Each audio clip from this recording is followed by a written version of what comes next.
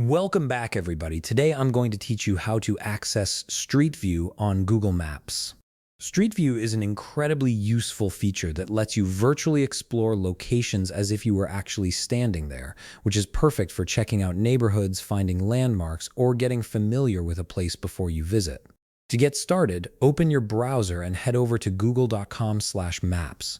Once the page loads, you'll be greeted with the familiar Google Maps interface showing a map of your current location or the last place you searched. Now look towards the lower right corner of your screen.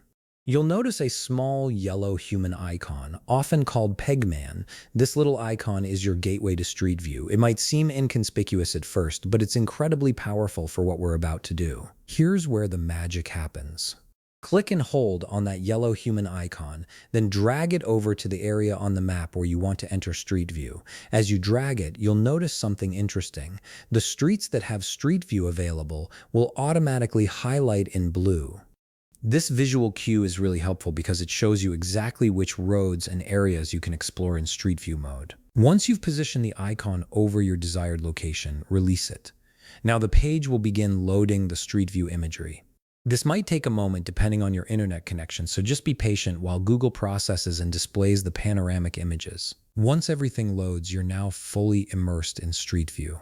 You can click and drag to look around in all directions, almost like you're turning your head while standing on that actual street.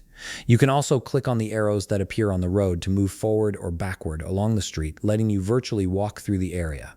Here's a simple tip to keep in mind. Not all areas have Street View coverage. If you drag the yellow icon over an area and the streets don't turn blue, that means Street View imagery isn't available there yet. This is particularly common in remote areas, private properties, or newly developed locations that Google Street View cars haven't reached. And there you have it. You've successfully accessed Street View on Google Maps and can now explore virtually any location that has coverage. If you found this video helpful, please leave a like, subscribe, and see you in the next video.